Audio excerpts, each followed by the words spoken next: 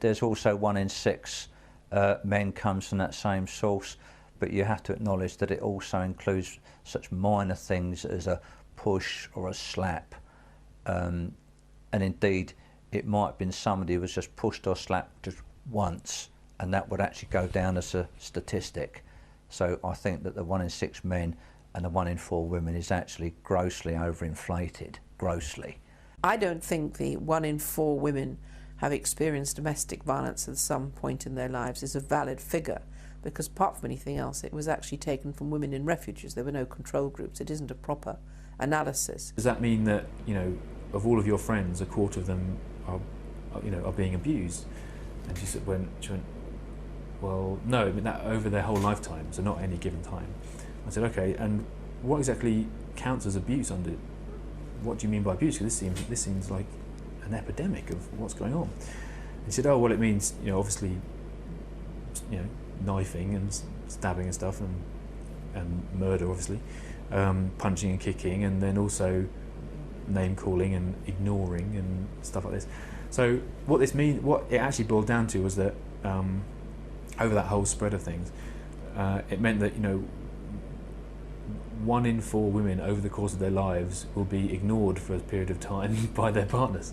When I asked for a definition of domestic abuse, I said that I did not consider that a one-off aberration that might have happened 15 years ago, where my wife slapped me round the face because she lost her temper that day, and it had never happened before and it had never happened since. I said, I really don't put that into the same category of domestic abuse as somebody who's systematically abusing somebody else, like on a daily or a weekly basis. Government figures published as recently as January 2000 announced that men are equally likely to be victims of domestic violence, and overall the prevalence of domestic violence is very low. 4.2% is really not very much. In light of this, why did the Scottish Government pay for a series of TV and poster adverts stating that 4.2% does not constitute a constant threat or anything like it? If the adverts were instead stating that people were under constant threat of being murdered in their beds, it would be condemned as scaremongering. I'd often said to a man, when you hit her, who do you think was in charge? When he stopped to think about it, he'd say, once I'd hit her, she was in a powerful position, because then I would plead and beg and ask for another chance. So the perpetrator became the victim became the perpetrator. You see, it's complicated, but we never really discuss it. With every presentation of domestic violence you'll see anywhere in the media, all we're shown is the end point of an incident. Typically this will be a picture of a bruised woman and a description of exactly how a man hurt a woman, and that's it. Finito. And this we call news. We never get to see the man. We never get to see the other guy. Of the first 100 women that she had in the refuge, 62 of them, she said, were actually more violent or as violent as the men that had put them there. I realised it wasn't a gender issue. And I knew that from personal experience, because although both my parents were violent, dysfunctional, my mother was physically a lot more violent to me than my father. So I came to the whole subject with an open mind. And as I took the women in, I looked at the first 100 women that had came in with their children. And of the first 100, 62 could be described as violent as the partners that they left. So it never has been a gender issue, but the political problem at the time, which is something I've never been able to get out into the open, is that the feminist movement, having formed itself in late 1969-70, never got the kind of support it needed financially, because it was so extreme. Up till then, the women, they were burning their bras and doing all sorts of silly things, making fools of themselves, and they were a joke. But then finally they hit on the topic that gave them the credibility they so badly needed, and it also gave them the funding. I knew the moment that I started taking in women and children that it would be hijacked. They were very, very highly organised Marxist groups of women of one sort or another, and sure enough, in 1974 we called a very small conference to encourage other groups to set up refuges. They invaded it. They came, literally walked into the hall with all their leather gear on and all the rest of it, up on the platform, shouted and barracked. They had all their placards outside, all men are rapists, all men are bastards. She said they were quite violent women. And began a voting system which by the end usurped our position as the national organisation and took it over.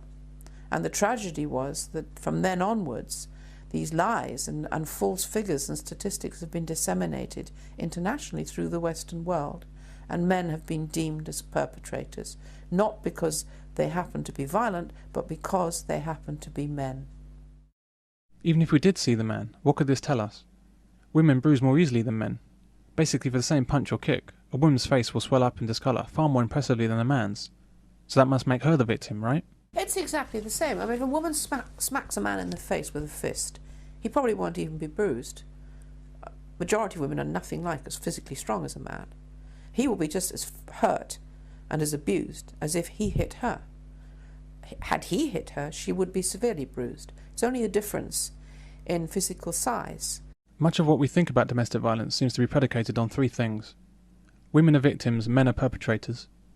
Men are much stronger than women, and so it's always wrong for a man to hit a woman. There's never a reason for a man to hit a woman. The police choose to operate under this flawed understanding of domestic violence, and is the reason why men are put into impossible situations when women are violent. In this society of ours, where women claim that they want equality with men, we have this strange idea that men must at all times behave better than women because men are physically stronger. Women in particular seem to believe this deeply. It's as if women see themselves like children, who can do whatever they like, including being violent and aggressive towards men. But men must be like the adults in a relationship. One of the main changes that has to come is that if we want to talk about any form of emancipation, liberation, equality for women, then there has to be equality of responsibility. And in a sense, the old patronising attitude that women have to be these women Virgin Marys on a pedestal. And in the beginning, nobody, certainly not judges, wanted to believe that a woman could have any part in a violent relationship. Men needed to see women in this virginal way, which is enormously bad for men and even worse for women. So the attitude always was, oh yes, of course she's innocent. As long as she cries and she looks pretty, then she can't be guilty of anything. And it's still the climate today. But as the feminist movement mounted its campaign to vilify men, it became easier and easier and easier within the court system, which after all was flooded with women, and the social services, which is largely women, and all the sort of feminization of our society, to see men as the enemy. In general, men don't get physical with women, for the same reason that men don't get physical with squirrels. Why would they? That's why the argument that men are stronger than women is irrelevant. Men and women simply don't relate to each other in that way. Like ships passing in the night, men don't regard women as a physical threat, and women don't seek to challenge men on a physical level. It's what blokes are like with women. You allow women to get away with the most outrageous things that you would not allow a bloke to get away with, because it's just how you are with women, and women know that as well. True. Women can get away with blue murder. Women are very unlikely to experience violence from a man, even when they put themselves directly in harm's way. For example, police women. The issue when a man does hit a woman is that most likely she decided to stop behaving like a woman and instead behaves like an aggressive man. I had a friend who was in a pub, and this woman was mouthing off at him, kind of swearing at him, and they basically weren't getting along. And she finally came up to him and punched him across the face, and without breaking stride, without even a second's hesitation, he gave her a full punch across the face that threw her backwards across the table. About 5 guys who were sitting there then got up, stormed towards this guy. We all had to kind of run out the pub. If a man did that, if a man came up doing that behaviour, he would know full well that he's going to have a fight on his hands. And she told us this wonderful little story with a woman that had a black eye, and she said, well, why did he black your eye? She said, we're not supposed to ask that. Well, I am. She said, why did he black your eye? And she said, well, because I'd stabbed him.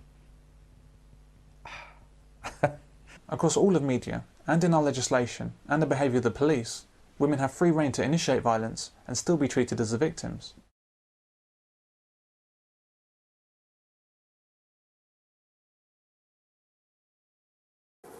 One time he actually pinned me down to the floor, and he had an axe over my head, and he said, I'm going to kill you. It started as verbal abuse and then turned violent. Bryony put up with it for 9 months before she sought help. Where's the story here? I thought a story had a beginning, a middle and an end. Why is it that with domestic violence we're only ever told the ending, and only a female version of the ending at that? There's no investigation or discussion into what caused this behaviour. It's like being told a punchline without being told the joke. How can this pass for news? It's human nature to ask why when violence occurs. But with domestic violence, where a woman is hurt, no one and no news story ever questions why it happened. The man is simply wrong and must be punished. This blanket prejudice is a hate crime against men. If we employed the domestic violence approach on news reporting to the Second World War, our whole understanding of the conflict might come only from studying the D-Day landings. If we looked only at that point of the war, it might seem like for no reason at all, the whole world was ganging up on one country.